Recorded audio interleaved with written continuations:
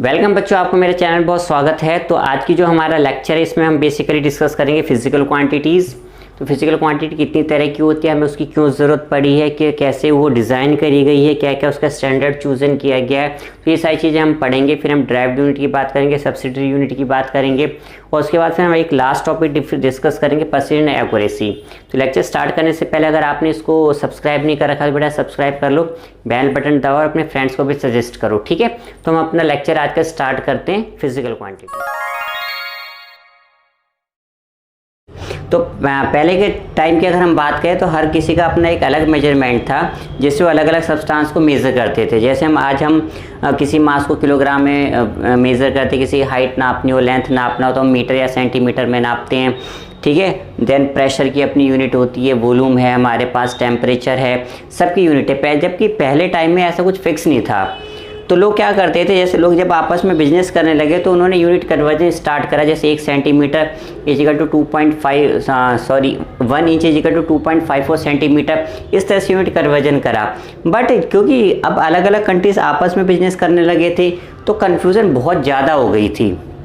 तो कुछ साइंटिस्ट ऐसे थे, उन्होंने देखा कि कुछ फंडामेंटल चीज़ें हैं, तो उसको उन्होंने कहा फिजिकल क्वांटिटी। तो उन्होंने कहा all such quantities which come across during our scientific studies are called physical quantity. तो इसमें ये डिसाइड करा गया कि कौन कौन से फिक्स पैरामीटर हैं, उन पे फोकस किया जाए और उनके यूनिट कन्वर्जन डिसाइड किए गए, ठीक है। तो ये करने का जो हमारा मेन पर्पस था कि हम किसी भी सब्सटेंस को प्रिसाइजली मेज़र कर सकें, एक्यूरेट मेज़र कर सकें और हर जो हमारे पास फंडामेंटल क्वांटिटीज़ हैं उसके मेजरमेंट्स को फिक्स किया जाए।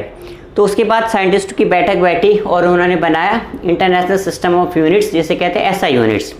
तो उसमें उन्होंने कहा unit is defined as the standard of reference chosen to measure any physical quantity.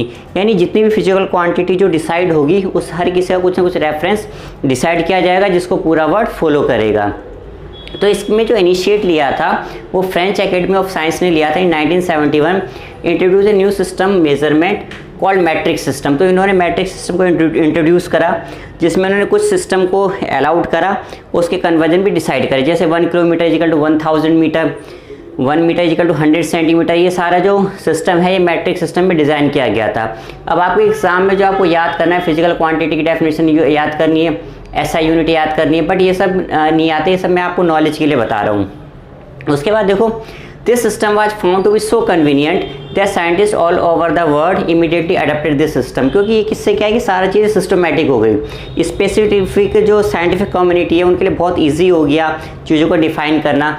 जैसे उन्होंने मेजरमेंट करा कैल्विन में तो सब लोग कैल्विन समझ गए। उन्होंने कोई मान लो मास बोला कि भैया 100 ग्राम में, तो पूरा वर्ड समझ गया 100 ग्राम में, तो हमारे लिए बहुत इजी हो गया, ठीक है। उसके बाद इस सिस्टम को मॉडिफाई किया गया। The metric system was put forward earlier was further improved by the central conference of weight and measurement which met in the October in 1960 the France. अब हर साल इसकी मीटिंग होती है, इसमें इम्प्रूवमेंट डिस्कस किया जाता है। अगर होती है तो करते हैं, वरना फिर उसको एज इट इज़ रहने देते हैं, ठीक है। तो ये हमारी कहानी है। थोड़ा और पॉइंट्स डिस्कस। हमारा मैट्रिक सिस्टम इम्प्रूव किया गया। The improve system of the units has been accepted internationally and it's called international system of units. In short हम उसे क्या कहते हैं, SI यूनिट। क्योंकि वो था इतना कन्वीनियंट कि लोगों ने उसे तुरंत एक्सेप्ट कर लिया, जिससे उनकी मेजरमेंट्स की जो प्रॉब्लम है काफ़ी हद तक सॉर्ट आउट हो जाती है, ठीक है। तो ये सब जो कौन मेंटेन करता है, वो इंटरनेशनल इन फ्रांस, ठीक है।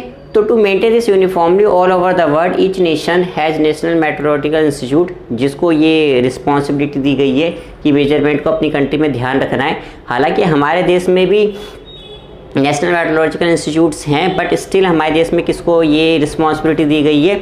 In India this responsibility has been assign to the national physical laboratory New Delhi. तो न्यू दिल्ली में जो नेशनल फिजिकल लेबोरेटरी है उसको फ्रांस से सारी चीज़ें फर्स्ट कॉपी मिलती है, वो फिर पूरी इंडिया में उसको डिस्ट्रीब्यूट करता है, जिससे सारी मेजरमेंट्स हमारे इंडिया के अंदर कंट्रोल होती है। उसके बाद सारे साइंटिस्ट ने मिलकर कुछ फंडामेंटल क्वांटिटी डिसाइड करी, जिसमें हम कहते हैं 7 बेसिक फिजिकल क्वांटिटी जो डिसाइड हुई। उसमें से जैसे लेंथ है, उसका सिंबल L डिसाइड हुआ। यूनिट मीटर, इसको स्मॉल m से डिनोट किया गया। मास आप m से डिनोट करोगे, स्मॉल m से। यूनिट होगी किलोग्राम, उसको kg से डिनोट करोगे। टाइम T, यूनिट सेकेंड, उसको S से डिनोट करोगे। इलेक्ट्रिक करंट को I से डिनोट किया गया। यूनिट एम्पेयर, इसको A से डिनोट किया गया। फिर इलेक्ट्रिकल करंट तो हो गया हमारा टेम्परेचर, T से डिनोट किया गया। यूनिट केल्विन, इसको K से डिनोट करोगे। Amount of the substance N, उसको मोल लिखा गया MOL, ठीक है। लास्ट में लुमिनस इंटेंसिटी, इसको IV कैंडेला यूनिट है, उसको CD से डिनोट करते हैं। तो ये हमारी फिजिकल क्वांटिटीज़ है। आपकी फिजिक्स में बहुत ज़्यादा डिटेल में हम लोगों में बहुत ज़्यादा मिला के जो नेक्स्ट क्वांटिटीज़ बनती हैं उन्हें हम कहते हैं ड्राइव्ड यूनिट। जैसे मान लो एरिया, उसका यूनिट होता है लेंथ इंटू ब्रेथ, तो मीटर स्क्वायर क्या हो गया उसका उसकी यूनिट होगी जिसे हम कहेंगे ड्राइव्ड यूनिट। जैसे वॉल्यूम है length into breadth into height, तो मीटर मीटर मीटर क्या होगा मीटर क्यूब, उसे हम कहते हैं ड्राइव्ड यूनिट। तो ये बहुत ज़्यादा डिटेल में आपकी फिजिक्स में ये स्टार्टिंग का जो आपका चैप्टर है, केमिस्ट्री में हमारा बहुत डिटेल में नहीं है। अब हमने ये तो पढ़ लिया कि हमारी 7 बेसिक जो 7 फिजिकल क्वांटिटीज़ हैं, अब उनके लिए स्टैंडर्ड क्या क्या चूज़ किया गया है अब हम उसको पढ़ेंगे। जैसे किलोग्राम है, तो किलोग्राम में क्या है कि एक प्लेटिनम इरिडियम का सिलेंडर है जिसको स्टोर किया हुआ है एयर टाइट जार में international bureau of weight and measure in the France में, जहाँ से इसकी फर्स्ट कॉपी पूरे वर्ल्ड में डिस्ट्रीब्यूट की जा चुकी है। और मैंने आपको पहले बताया कि दिल्ली में जो NPL national physical laboratory India में, उसको ये रिस्पॉन्सिबिलिटी दी गई है। फिर नेक्स्ट है हमारा मीटर। तो मीटर को जो पहले डिफाइन किया गया था उसको 0 डिग्री सेल्सियस पे रखा गया था, बट स्टिल आपको पता है कि जो मेटल्स में क्या हो जाता है, टेम्परेचर पे एक्सपेंशन हो जाता है, तो मास तो देखो उतना ही रहेगा बट उसकी लेंथ बढ़ जाती है। इसीलिए बाद में उसको रिप्लेस करके क्या कहा गया, उन्होंने कहा नाउ डेज इन्होंने डिसाइड किया कि जो आपका लेंथ का जो मेजरमेंट होगा वो होगा path travelled by light in vacuum during the time interval 1/299,792,458 of A second. तो अब हम इसको एक मीटर लेके चलते हैं, ठीक है। अब हम केल्विन पे आते हैं, हम केल्विन को डिफाइन करते हैं। एक kelvin taken as equal to the fraction of 1/273.16 of the triple point करते हैं सेकंड की। अगर हम सेकंड को डिफाइन करें कि इसके लिए क्या स्टैंडर्ड चूज किया गया है, इसमें हम कहते थे second is the duration of 1992631770 period of the radiation corresponding to the transition between two hyperfine levels, I hope so आपको पता होगा, of the ground state of the cesium-133 atom। तो इसकी जो हाइपर लाइन से उसके बीच का इतना ड्यूरेशन हमने क्या माना है, 1 सेकेंड माना है, ठीक है। अब हम आते हैं करंट की यूनिट जो एम्फेयर है। Ampere is that constant current which if maintained in 2 straight parallel conductors of infinite length of the negligible circular cross section and placed 1 meter apart in vacuum would produce between these conductors a force equal to 2 × 10⁻⁷ Newton पर metre of the length. तो इसको हमने define करा है, एक एम्फेयर हम मान के चले इसको। मोल को जब हम डिफाइन करते हैं, the mole is the amount of the substance which contains as many element या फिर एंटिटीज, इसको पार्टिकल्स भी कह सकते हो, as there are atom in 0.012 kilogram of the carbon 12। The elementary entity must be specified and may be atoms molecules ions electron और में any other particles. तो मोल कॉन्सेप्ट वैसे हमें बहुत डिटेल में पढ़ना है, इसके तो एक सेपरेट लेक्चर बनेगा हमारा, बहुत डिटेल लेक्चर बनेगा, तो उसमें इसके बारे में बहुत ज़्यादा डिटेल में हम स्टैंडर्ड है कैंडेला, जिसमें डिसाइड किया गया है candela is the luminous intensity in A given direction of a source that emit monochromatic radiation of A frequency 514 × 10⁻12 hertz and that has a radiate intensity in that direction of 1/683 what पर steradian. तो ये जो candela unit है chemistry में तो कहीं use नहीं होती, ये बेसिकली फिजिक्स में यूज़ होती है, तो वहीं पे आपको इसके बारे में ज़्यादा डिटेल पढ़ने को मिलेगी, ठीक है। तो ये हमारे स्टैंडर्ड जो चूज़ करे गए हैं फिजिकल क्वांटिटी को डिफाइन करने के लिए, एग्ज़ाम में नहीं आते, ये आपके नॉलेज के लिए, आप पढ़ना चाहो पढ़ लो, अगर आप इसको स्किप भी करना चाहते हो तो आप कर सकते हो। इस टॉपिक में जो पूछता है आपसे SI यूनिट की डेफिनेशन, फिजिकल क्वांटिटी की डेफिनेशन, बस इतना ही पूछता है। फिजिकल क्वांटिटी 7 होती है, आपको याद है, बहुत अच्छी बात है, बाकी ये सब एग्जाम में नहीं आते, इस चैप्टर में पूछने के लिए बहुत कुछ। सब्सिडियरी यूनिट्स की वैसे तो बहुत सारे होते हैं, बट मैंने वही लिखा है जो आपके सिलेबस में ज़्यादातर यूज़ होता है। जैसे मिली 10⁻³ होता है, स्मॉल m से डिनोट करते हैं। माइक्रो 10⁻6 होता है, इसे सिंबल से डिनोट करते हैं। नैनो 10⁻9 स्मॉल n से डिनोट करते हैं। पिको 10⁻12 p से डिनोट करोगे। किलो 10⁻3 k से डिनोट करोगे। तो मैं 1-2 एग्जाम्पल दे देता हूँ। इस मान लो आपसे कहता है 5 नैनोमीटर, तो आप इसे लिखोगे 5 × 10⁻9 मीटर। तो इस मान लो कहता है 12 पिकोमीटर, तो 12 × 10⁻12 मीटर। एक और बहुत यूज़ होता है आंगस्टन, जैसे मान लो आपसे कहता है 5 आंगस्टन, तो 5 × 10⁻10 मीटर। तो इन सबों को हम टेम्परेचर की जो स्टैंडर्ड यूनिट है वो केल्विन है, बट ये क्योंकि हम वी आर केमिस्ट, तो हमारे अंदर क्या है, टेम्परेचर का बहुत ज़्यादा रोल होता है, तो इसलिए टेम्परेचर की मैं आपको तीनों यूनिट बता देता हूँ कि कैसे कैसे होती है। तो हम लोग 3 यूनिट यूज़ करते हैं, सेल्सियस, केल्विन एंड फ़ारेनहाइट। तो जो हमारी फिजिकल क्वांटिटी है वो क्या लेता है, केल्विन।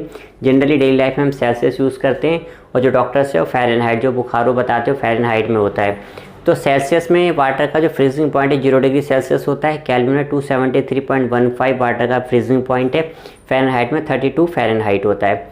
और डिग्री सेल्सियस में वाटर का बॉइलिंग पॉइंट 100 डिग्री सेल्सियस होता है, जो कि सारे बच्चों को पता है।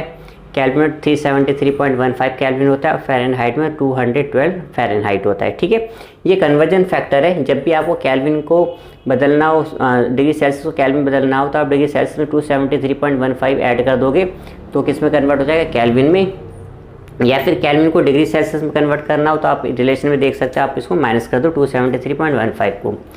फिर जब आपको फ़ारेनहाइट को डिग्री सेल्सियस में बदलना हो तो आप फ़ारेनहाइट की वैल्यू यहाँ पे पुट कर दो, आपको पता चल जाएगा डिग्री सेल्सियस कितना है। या फिर आप डिग्री सेल्सियस को फ़ारेनहाइट में कन्वर्ट करना हो तो भी आप इस रिलेशन को यूज़ कर सकते हो। ठीक है, जैसे मान लो हम कहते हैं भाई हमें 102 103 बुखार है, तो बेसिकली डिग्री नहीं, वो फ़ारेनहाइट होता है, तो आप उसे डिग्री में कन्वर्ट करके चेक कर सकते हो कि आपको कितना डिग्री सेल्सियस फीवर है। ठीक है बच्चों, तो इसके जो न्यूमेरिकल्स कुछ खास नहीं है एनसीईआरटी में, और मेरे हिसाब से कन्वर्जन भी आप बहुत ईजिली कर सकते हो, तो मुझे न्यूमेरिकल्स लेने की ज़रूरत नहीं है। ठीक है, तो ये वाला टॉपिक फिजिकल क्वांटिटी हमारे यहीं पे खत्म हुआ। एक और टॉपिक ले लेते, छोटा सा है, वो प्रिसिजन एंड एक्यूरेसी पे आते हैं, जो कि प्रिसिजन एक्यूरेसी है। ठीक है, तो हम एक्यूरेसी कहते हैं if the average value of the different measurement is close to the correct value the measurement said to be accurate. और प्रिसाइज हम कहते हैं if the values of the different measurement are close to each other and hence close to their average value the measurement said to be precise. तो language पढ़ के तो कुछ खास समझ नहीं आया होगा, हम एक एग्जाम्पल ले लेते हैं, उससे आपको बेटर इसकी अंडरस्टैंडिंग से आपको इससे थोड़ा समझ में आ जाएगा। एग्जांपल है, तो ये कुछ पर्सन है ABCD जो मेज़रमेंट करें लेंथ की, जिसका एग्जैक्ट 10.5 है। तो ये अलग टाइप की 2-3 बार रीडिंग लिए, जैसे अभी आप फिजिक्स के लैबोरेटरी में जाओगे, आप 3-4 बार रीडिंग लोगे, फिर आप उसका एवरेज निकालोगे, तो ये उसी के ऊपर बेस्ड है कि भाई आपका वहाँ पे प्रिसिजन अच्छा होना चाहिए। एक्यूरेसी तो बहुत सारी चीज़ों पर डिपेंड करती है, आप इंस्ट्रूमेंट के ऊपर आपने कितना उसको अंडरस्टैंड करा है, बहुत सारे पैरामीटर पे। तो ये हमारा पर्सन A है जो मेज़र कर रहा है, जो एग्जैक्ट 10.5 है। तो इसने पहली रीडिंग ली है 10.3, दूसरी 4, तीसरी 5, 6, 7। तो देखो सारी रीडिंग इसके बहुत क्लोज है। इसका मतलब इसकी जो रीडिंग में प्रिसिजन है और आपका एवरेज कितना है 10.5, जो कि एग्जैक्टली ठीक है। इसका मतलब जो इसकी रीडिंग वो एक्यूरेट भी है। तो जो पर्सन A है इसकी रीडिंग में एक्यूरेसी भी है और प्रिसिजन भी है। अब जैसे हम B में देखें तो B की रीडिंग 0, 1, 2, 3, 4, यानी रीडिंग आसपास यानी प्रिसिजन है, बट एवरेज देखो गलत आ रहा है, इसका मतलब एक्यूरेसी नहीं है। तो जो पर्सन B है इसका प्रिसिजन अच्छा है बट एक्यूरेसी अच्छी नहीं है। अब अगर हम C की बात करें तो देखो 1, 3, 5, 7, 9, तो रीडिंग बहुत ज़्यादा फ्लक्चुएट कर रही है। तो रीडिंग में प्रिसिजन नहीं है बट एक्यूरेसी है, क्योंकि इसका आंसर बिल्कुल करेक्ट आ गया है। तो जो पर्सन C है इसमें प्रिसिजन अच्छा नहीं है बट एक्यूरेसी अच्छी है। अब हम D की बात करें तो देखो 0, 7, 9, 11, 11.3 कितना ज़्यादा फ्लक्चुएट कर रहा है, और इसका जो एवरेज है वो भी गलत आ रहा है। यानी जो पर्सन D है इसका प्रिसिजन भी बेकार और एक्यूरेसी भी बेकार है। ठीक है, तो इस एग्जांपल से आपको प्रिसिजन एक्यूरेसी बहुत अच्छा समझ में आ गया होगा। तो ये हमारा टॉपिक कंप्लीट हुआ, प्रिसिजन और एक्यूरेसी। तो ये हमारा आज का लेक्चर था, जो कि आपको बहुत अच्छा समझ में आया होगा। मैंने अपनी तरफ से पूरी कोशिश करी है कि आपको कम टाइम में मैक्सिमम चीज़ें समझा सकूं, और जो मैं इतने साल का एक्सपीरियंस है उसके बेसिस पे क्या क्या एग्ज़ाम में आता है, क्या क्या आपकी नॉलेज के लिए ज़रूरी है, वो सारी चीज़ें मैं चैनल के बीच बीच में, लेक्चर के बीच में मैं आपको समझाता रहता हूँ। ठीक है बच्चों, तो हमारा लेक्चर यहीं पे ख़त्म होता है। अगर अभी भी सब्सक्राइब नहीं करा तो सब्सक्राइब कर लेना, बेल बटन दबा लेना, और फिर मेरे नेक्स्ट लेक्चर के लिए आप इसका वेट